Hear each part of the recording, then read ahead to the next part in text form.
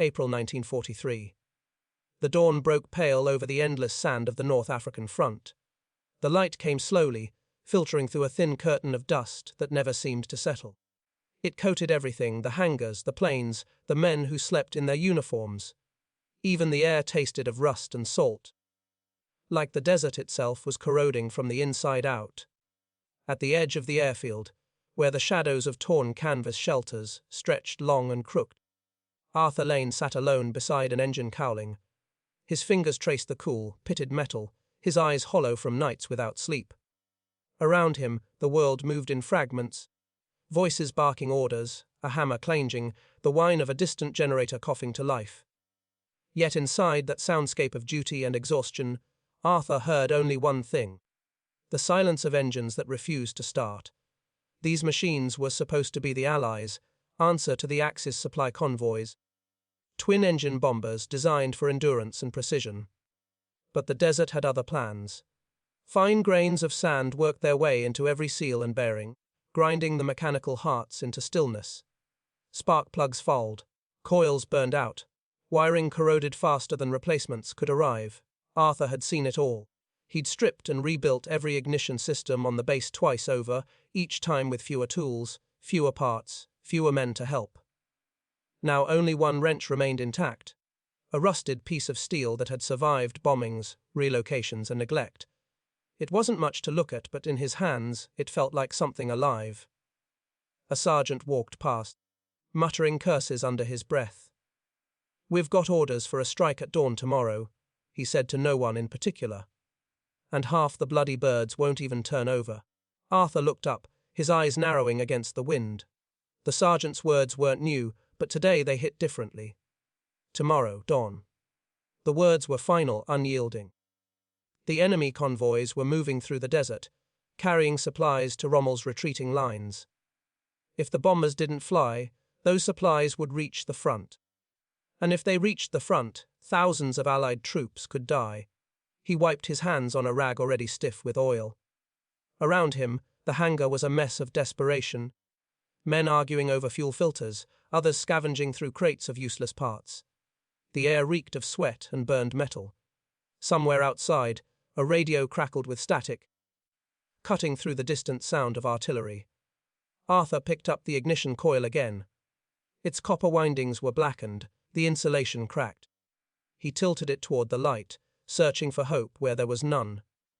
The design was simple, beautifully simple in fact, but every component relied on precision the desert had long since devoured. A corporal approached him, voice tight with frustration. "Line, command wants an update." Arthur didn't look up. "Tell them we're holding," he said quietly. "Holding?" The corporal almost laughed. "We're dying out here. Command wants engines, not poetry." Arthur finally turned, his face unreadable. "Engines don't care about orders. They care about timing, temperature, and clean connections. We have none of those." The corporal frowned, ready to argue, but something in Arthur's tone silenced him. It wasn't defiance, it was exhaustion. The kind that came from knowing the truth and carrying it alone. When the man left, Arthur leaned back against the fuselage. The wind outside had picked up, carrying sand across the tarmac in low, hissing waves. He closed his eyes, listening to it. There was something haunting about that sound, like the breath of a dying machine. Hours passed in that same rhythm. The sun climbed higher, bleaching the hangar in harsh light. Sweat gathered on Arthur's brow, rolling down his temple to mix with the grease on his skin. Each plane was a patient on the brink, each one demanding a cure he no longer had. He moved methodically, almost ritualistically, testing voltages, cleaning terminals, rewrapping wires with cloth scavenged from parachute remnants. Nothing worked. One by one, the engines sputtered, coughed, then fell silent again. The sound of failure was intimate now, almost personal. By midday, the heat was unbearable. The hangar roof shimmered like liquid metal. The men had stopped speaking altogether, communicating only with gestures and hollow stares. A kind of collective fatigue had set in. The slow erosion of morale that came not from fear of death, but from the futility of effort. Arthur's hands shook as he reached for a small tin of graphite grace. His wrench slipped from his grasp, clattering onto the concrete. The sound echoed far too loud in the empty space. He crouched, picked it up, and stared at it for a long moment. The tool was warped from overuse, its handle pitted with age. Yet, somehow, it had outlasted everything else. He tightened his grip around it. The cold metal bit into his palm. It was a strange comfort, something solid in a world of decay. That evening, as the sun bled red into the horizon, the base commander arrived. Colonel Mason was a man carved from discipline, his uniform pressed even in the middle of chaos. He walked the line of silent bombers like a priest inspecting a row of coffins. He stopped beside Arthur. Rapport. Arthur straightened. 5 of 12 operational, sir. The rest, ignition failures. Mason's jaw tightened. You've had 3 days. Yes. Tomorrow at dawn, those planes fly. Understood. Arthur hesitated. With respect, sir, if we force these engines. That's an order, Sergeant Lane. The colonel's boots clicked against the concrete as he walked away. Arthur watched him go, the weight of command echoing in the silence that followed. Around him, the mechanics resumed their grim work, but their movements were slower now, their hope reduced to habit. Night fell hard over the desert. The wind dropped, leaving a stillness so heavy it felt like the air itself had given up. The hangar lights buzzed weakly, drawing moths that circled in endless confusion. Arthur sat by the open hatch of a bomber, the stars faint through the dust haze. He thought of home, of rain, of green fields, of machines that purred instead of coughed. But the memory felt distant, almost fictional. A young mechanic named Harris approached quietly. You ever think we'll get out of this, sir? Arthur didn't answer immediately. He glanced at the engines, dark shapes against darker walls. If we do, he said finally, it won't be because of orders. It'll be because something gives us a reason to keep trying. Harris nodded slowly, not sure if it was hope or resignation he'd just heard. He walked away. Leaving Arthur alone again, the hours dragged on. Somewhere in the darkness, a radio played faintly a song half swallowed by static. Arthur leaned against the wing, closing his eyes as the melody bled into the hum of the generator. He tried to imagine what victory would sound like. But all he heard was the grinding of gears that refused to move. He opened his eyes and looked at the wrench lying beside him. It gleamed faintly in the weak light. He picked it up again, rolling it between his fingers. Something about its balance, its familiarity, made him think. Every failure today had been a reminder of the same truth. The standard method no longer worked. The manuals, the regulations, the supply chains, they belonged to another world, one untouched by sand and exhaustion. He exhaled slowly, the thought settling in like a whisper. Maybe the answer wasn't in the manuals at all. Maybe it never had been. Outside, lightning flashed far across the desert. No thunder followed, just the cold, silent promise of another storm. Arthur watched it fade, then looked back at the engines, their silhouettes sharp and waiting. He ran a thumb over the wrench again, feeling the fine grit embedded in its grooves. He didn't know it yet, but something inside him had shifted that night. A small, almost imperceptible turn, like the first motion of a gear long frozen. The problem was still impossible. The tools were still broken. The deadline was still dawn. But for the first time in weeks, Arthur Lane wasn't entirely defeated. He stood, stretched the stiffness from his shoulders, and walked toward the nearest bomber. The darkness felt less like an enemy now and more like a challenge. The engines slept, unaware that one man had just begun to dream again. And as he placed the wrench gently on the wing, he whispered to no one, "Tomorrow, we'll find a way." The night swallowed his words, carrying them into the vast, indifferent desert. But somewhere out there, in the hum of the wind, in the static of the radio, in the faint pulse of electricity still clinging to dead circuits, something seemed to stir in response. Arthur didn't look back. He simply kept walking into the dim light of the hangar, where failure had become routine, and where, without knowing it, he was already reaching toward genius. By the next morning, the base was silent except for the wind. The kind of silence that happens before something breaks. The sky had turned the color of old steel, and the first hints of daylight glowed weakly on the horizon. Inside the hangar, Arthur was already at work. He hadn't slept. His uniform was stiff with dust and oil, but his mind somehow was sharp. He moved between the planes like a surgeon preparing for impossible operations. His eyes studied each detail, memorizing every pattern of failure, every sound that shouldn't be there. The mechanics around him worked slower now, more out of obligation than belief. Orders were orders. But Arthur felt something different this morning. A quiet defiance. He leaned over the engine bay of the lead bomber, the cold steel beneath his palms grounding him in the chaos. He spoke softly, almost to himself. "You don't want to die, do you?" The machine gave no answer. But he could almost feel it breathing, a broken lung refusing to fill. Fuel lines were clean. Compression was good. The problem was always the same: ignition. The spark that should come at the perfect moment never did. He had replaced every wire, checked every terminal, even swapped coils between aircraft. Still nothing. By mid-morning, tempers flared again. Sergeant Harris threw a wrench across the floor, the sound ricocheting through the hangar like a shot. "It's hopeless," he spat. "They're all dead." Arthur didn't look up. "Then we bring them back." Harris blinked, caught between disbelief and irritation. Bring them back. With what? A prayer and a bit of wire. Arthur's gaze finally met his. With whatever still works. He walked away before Harris could reply, heading toward the parts shed behind the hangar. Inside, rows of broken equipment lined the walls, old radios, burned-out batteries, fragments of tools. To most men, it was junk. To Arthur, it was possibility. He rummaged through the pile, pulling apart a signal transceiver. Its copper coils were small but intact, wrapped tight in a pattern not unlike the ignition windings. He turned the component in his hand, thinking. Maybe the answer wasn't in repairing what was broken. Maybe it was in replacing it with something different entirely. He gathered what he could: a few lengths of copper wire, a cracked resistor, a radio coil, and his rusted wrench. The collection looked absurd, even childish. But as he laid them out on the workbench, something in his mind began to align, the abstract logic of necessity.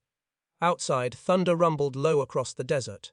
A storm was building. Arthur barely noticed. His fingers moved fast now, guided by instinct more than reason. He wound copper wire around the wrench handle, wrapping it tight until it formed a crude conductor. The metal bit into his palms, leaving faint lines of blood, but he didn't stop.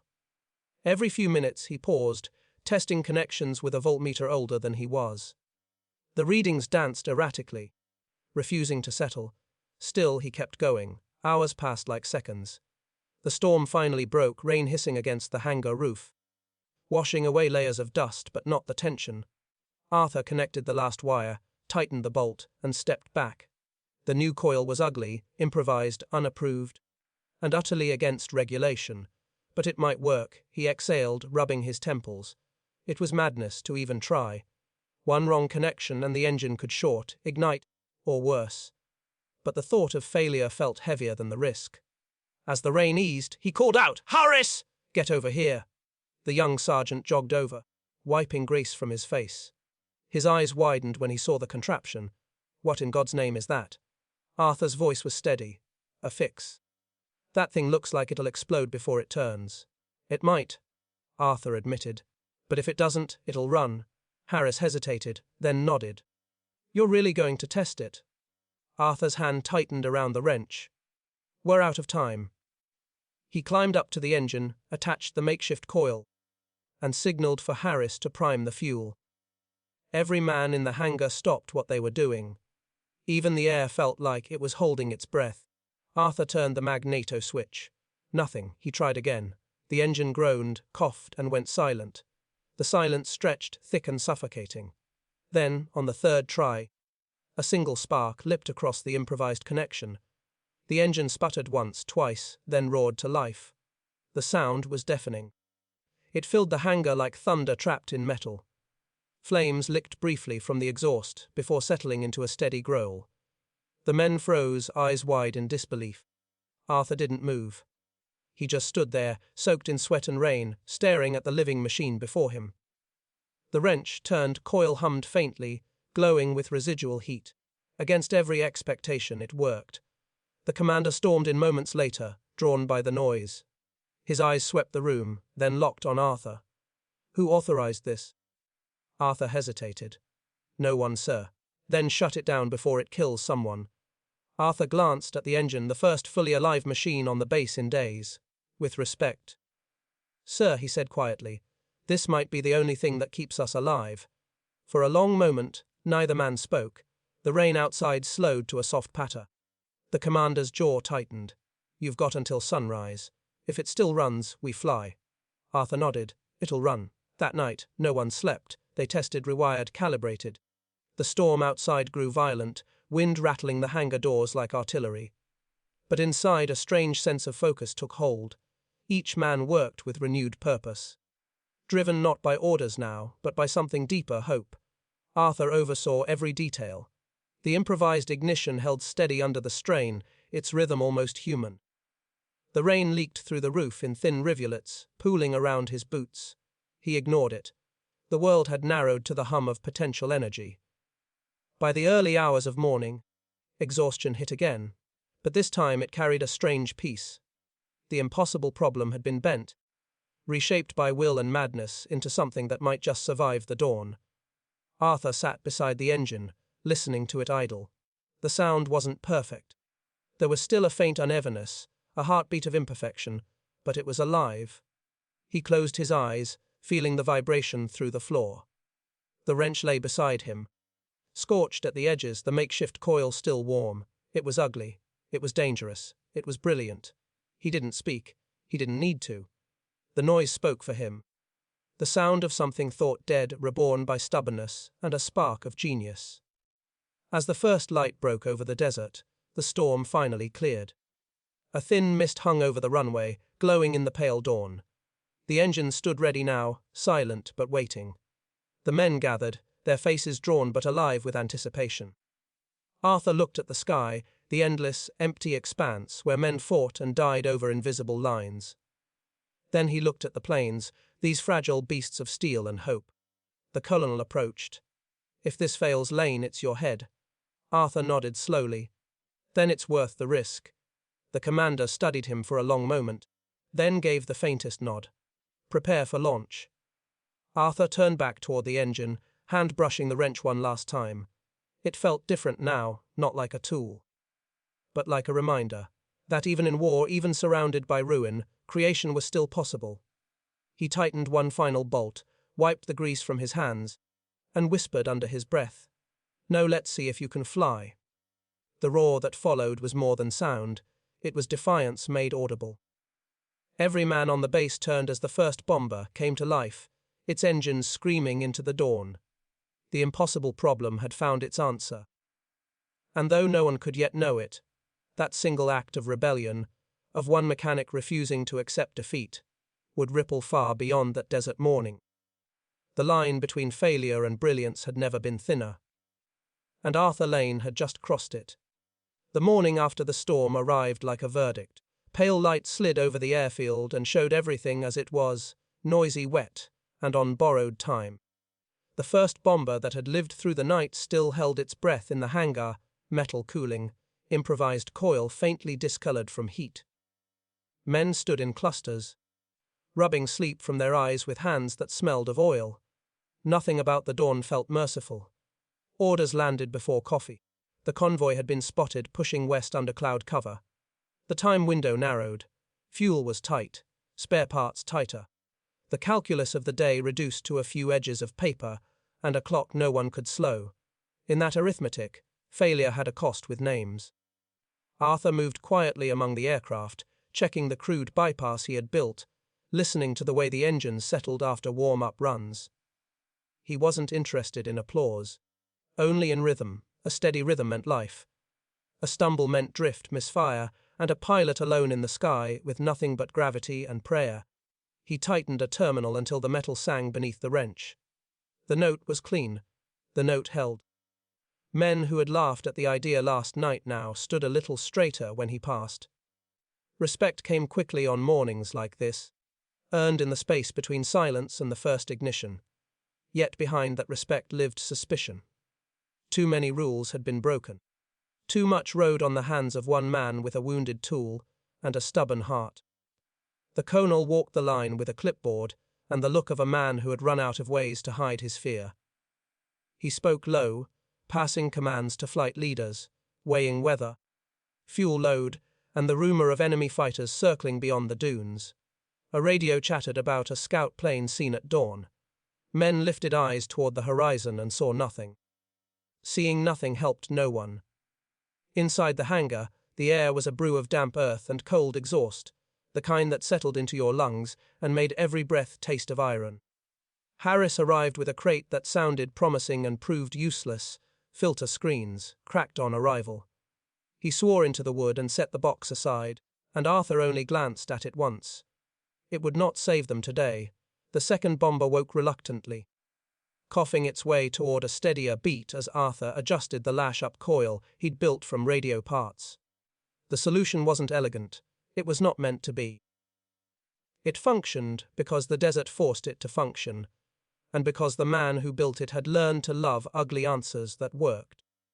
Mechanics from other bays drifted close to watch. One reached a cautious fingertip toward the copper wrap and flinched back at the warmth. Someone whispered that if command asked whose idea this had been, they would all shrug in unison. Loyalty formed quickly under roofs that leaked. By mid-morning, nerves hissed like the rain had last night. Two crews argued over a single good battery. A navigator tore his finger on a jagged panel and didn't feel it until someone pointed at the blood. Sand scratched at the rolling doors like a hand that wanted in. The generator throbbed and skipped, and then found itself again, as if it too were remembering how to be useful. Arthur kept moving. He adjusted timing, scanned for arsing, pressed his ear to metal, and listened like a musician counting bars. He could tell when an engine was ready without touching the throttle. He could tell when it lied. He thought of the moment the coil had caught last night, the small jump of electricity that turned the air from doubt into proof. It had not felt like triumph. It had felt like relief with teeth. Now, standing in the persistent chill of a North African morning, he measured that relief against the day ahead and found it too light. The colonel stopped beside him at last. 3 will fly, he said. 2 if fuel drops again, we need 5. He stared at the wrench in Arthur's hand as if it held an opinion. If 1 fails in the air, I'll answer for it. Make sure I don't have to. Arthur nodded. I'll make sure. The words weighed more than they sounded, but he took them on. Promises were the only currency that spent the same at dawn and dusk. A newcomer from another squadron drifted over, a man with spotless sleeves, and the kind of confidence that usually came from surviving the wrong lesson. He studied the coil with a smirk that did not reach his eyes. You've made a bomb, he said softly. You just haven't seen it explode yet. Arthur didn't return the smile. If it explodes, he said, it won't be this morning. The newcomer shrugged and walked away as if he had done his part. Harris rolled his eyes. They always arrive clean, he muttered. They never leave that way. The first crew assembled near the wing roots, helmets tucked under arms, straps hanging like vines. The pilot's gaze went past the men, past the hangar, into the sky he would borrow and hopefully give back. He nodded once to Arthur in a way that said everything and asked for nothing. The briefing was short. The map laid flat on a crate. A finger traced the convoy's expected route as if geography were cooperative. Altitudes, approach, timing, escape. The language of air. Someone asked about fighter cover, and the answer came back the way it always did, limited. Every jaw clenched the same way. No one reconsidered. Back at the bay, Arthur watched a young gunner check his harness twice, then a third time.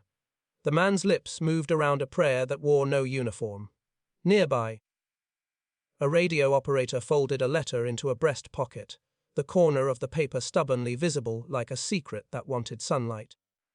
They were all walking into numbers drawn by people who would not be there when those numbers met weather, steel, and luck. Fuel crews rolled drums across wet concrete, and every drop that sloshed onto the floor felt like a crime. The desert punished waste, punished extravagance. Punished the idea that you would ever have more than what fit in your hands at this exact moment. Every mechanic knew that. Every pilot learned it. Arthur returned to the lead bomber, ran fingers along the harness of wires he had rerouted, felt for heat, for tremor. A single frayed edge could be the start of a story no one wanted to tell. He wrapped cloth around a suspect bend and tied it off with a knot he could have made in the dark. He thought of the manuals locked away in a cabinet. He thought of the men who had written them in clean rooms under electric light, their pencils sharp, their sleeves spotless. He was not angry at them. He was simply far from their world. Here, the ink was oil and the eraser was time you did not have. The second launch window tightened. Word came that the convoy had shifted pace, then that the cloud ceiling had dropped, then that the enemy might be waiting. Information walked into the hangar loaded with doubt and left lighter but more dangerous. Each new rumor stretched nerves thinner without adding a single bolt to any wing. A burst of static split the room, and someone barked something about scouts seen to the north. Men lifted their heads like deer in snowfall. For a long moment the only sound was the drip of rain, finding the same cracks it had found yesterday. Arthur counted those beats, and then returned to work. He had lived long enough in war to know which warnings were for hands and which were for hearts. This one was for the heart. His hands had a list. From the far bay, a sudden shout. A magneto failed during a test run. The engine spun uselessly, promise bleeding into noise. A crew chief slammed a palm flat on the nacelle and leaned his forehead against the metal as if asking for forgiveness. Arthur was already moving. He crossed the hangar and asked 2 questions and touched 3 points, and found the break like a man finding a vein. The fix held. The beat returned. Men returned to their tasks with the relieved guilt of those who had just borrowed hope from someone else. Harris caught up with him as he walked back. You can't solve everyone's collapse, you know. I can solve what's in front of me, Arthur said, and said no more. The midday heat tried to shoulder into the room, and was pushed back by cloud. The light turned flat. The color drained from faces. All that remained was contrast. Black smears of grease, white chafe marks on brown leather, red rawness where straps rubbed skin that had not healed overnight. War made everything look elemental because it trimmed away what could be spared. An officer from logistics arrived with a list that made the air colder. Spark plug stocks were gone. The next delivery was a day and 3 promises away. Arthur looked at his wrench and then at the officer and chose silence. He had already moved past spark plugs and lists. He was playing a different game now, one where copper scavenged from a radio could imitate a history written by factories. The pilots strapped in for a warm-up run, faces shadowed under brims, eyes older than their years. Arthur signaled a start. The engines lit in sequence, one, then another. Then 2 more. The air trembled. Every living thing on the base understood the sound, from the rats under the pallets to the birds that avoided this patch of sky. It was the sound of men gambling. A misfire cracked from the far end, and he turned toward it, heart knocking once against his ribs before the rhythm smoothed. He felt sweat at the base of his neck, though the air was cool. He had built a bridge last night, but bridges creak when the first heavy step lands. He listened. The bridge held. A mechanic brushed past him and muttered that command would never write this down. He was right, and it did not matter. Some work existed in the space between paperwork and memory. It saved lives anyway. The colonel returned, face unreadable. He looked at the row of engines running as if seeing a miracle he had not asked for and would not bless. You gave me something I can't explain, he said after a long moment. Not quite accusing, not quite grateful. Arthur kept his gaze on the machines. You asked for planes that fly. And if they don't come back, they'll have had their best chance. The answer hung between them like smoke. The colonel nodded once and walked away, his steps the measured pace of a man who would own the result in front of strangers. As the first bomber taxied, the floor of the hangar vibrated. A low shudder that moved up through bones and settled dishes and turned conversation into fragments. Men stood at the edges and watched with the small, private gestures of people who loved something too much to admit it. Hands tightened on clipboard edges. Thumbs rubbed at metal tags on dog collars. Someone made a joke that wasn't funny, and everyone exhaled like it might be. The aircraft rolled onto the runway. The throttle opened. The world rose around it in a howl. Wheels lifted, and for an instant that always felt like thievery, The machine hung between what it had been built to do and what physics would allow. Then it climbed. The second followed. The third waited at the mouth of the strip, engines deep and impatient. Arthur did not watch them become dots. He watched the instruments on the test rig he had rigged in the bay, the ones that told him whether the coil carried as it should, whether heat spiked, whether vibration found a frequency that meant disaster. The lines were imperfect, but they were alive. He accepted imperfection as the tax for living in the real world. When the third bomber began to roll, a shout cut across the field, radar contact to the northeast, fast movers at altitude. The words traveled like a cold wind. Men looked up without seeing. The air tasted metallic again, as if anticipation had a flavor. The third bomber accelerated into risk with the same stubborn dignity as the first two. It lifted. It vanished into cloud that had formed without anyone noticing. Inside the hangar, the noise fell back to the ordinary chaos of engines, cooling and men pretending to be busy. The waiting began. Waiting was war's second trade. It had its own smells, its own geometry, its own 1,000 tiny ways of rearranging a man's insides. Arthur tidied the bay that would be untidy again in an hour. He coiled a spare length of wire and placed it precisely on the bench, as if neatness could coach fortune. It did not matter how many launches he helped bring to life. There would always be those who doubted what they could not name. 2 officers spoke near the doors with their heads close. He was certain his name was not said aloud, and equally certain it was the subject anyway. He had learned to accept a quiet kind of exile. When results frightened people, they looked down at their boots and said nothing. Harris brought him a tin cup, and he took a gulp without tasting. Across the yard, medics restocked their satchels with bandages and morphine in case the sky handed them work. A chaplain walked past and nodded at Arthur with a look that blessed without promise. An hour became a shape. The radio remained mostly noise with occasional needles of meaning. One message slipped through clear enough to make a shoulder blade tense, fighters sighted, then a burst of static. Then the clipped cadence of a man who had learned to leave emotion outside his voice. Arthur listened for the music behind the words, and heard only discipline. He set to work on a 4th aircraft while the field waited. The motion kept his mind from making its own weather. He stripped a section of insulation, twisted a new junction, bound it in cloth, and ran a thumb along the seam. He did not look at the clock. A watched hand did not move faster here. A runner entered with a scrap of paper and handed it to the colonel. The colonel's eyes tracked the line as if reading a confession. He relayed what mattered. They'd engaged, dropped, turned, and were running low. The words sounded like a hymn in a language everyone understood, and no one wanted to sing again.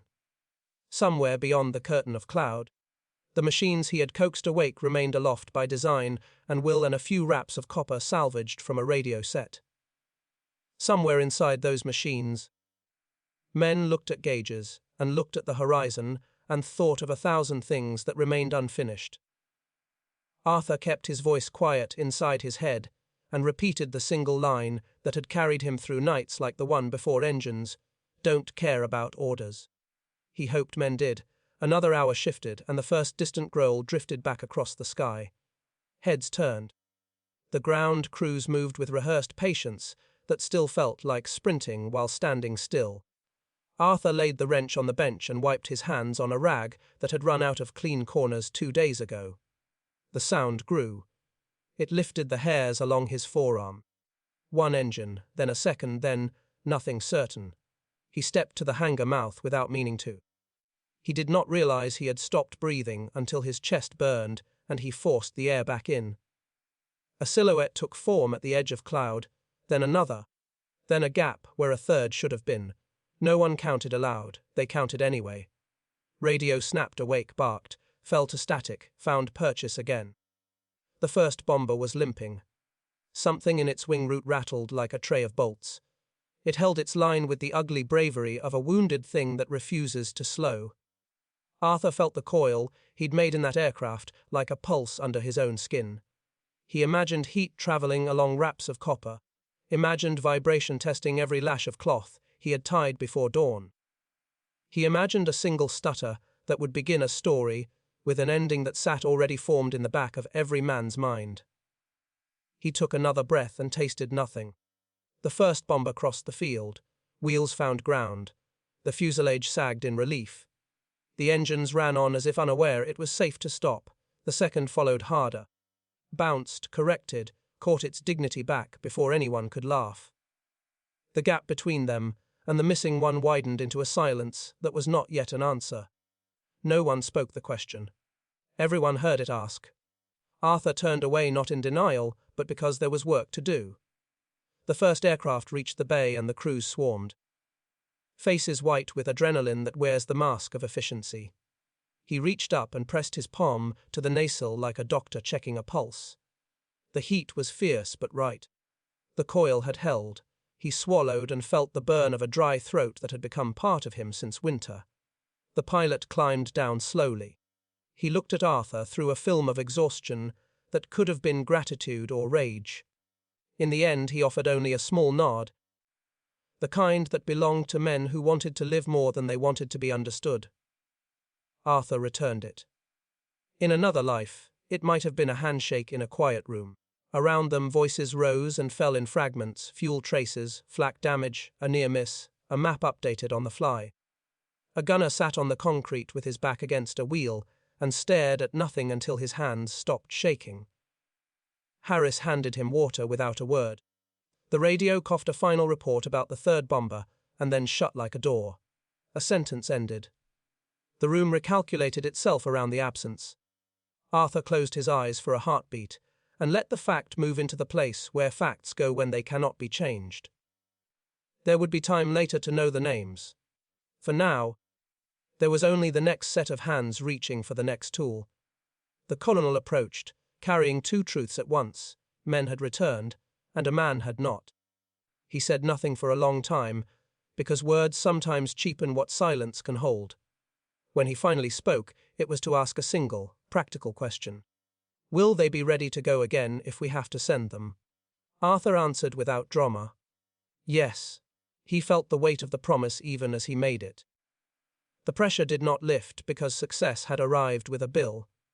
It pressed harder, more intimately, the way a hand presses a bruise to measure how deep it goes. He accepted the pressure because it was the price of doing work that mattered. He returned to the bench. He picked up the wrench. He began the checks that would find hairline changes no one else could see. Outside, the sky pretended to clear. Inside, the day coiled for its next demand. He tightened a connection and felt the faintest vibration travel into his skin. A secret signal exchanged between a man and a machine that had learned to trust each other for a single fragile morning. Somewhere in the middle distance, thunder offered its thin, dry roll again, though there were no clouds to justify it. The war was always talking, even when it had nothing new to say. Arthur listened anyway. He always listened. And as the mechanics resumed their work with the caution of men who know how quickly hope can turn its face, the clock on the wall moved 1 minute forward. Then another, each click small, final, irrevocable, like the steps of a tightrope walker who cannot stop and cannot hurry. The pressure did not break anyone yet.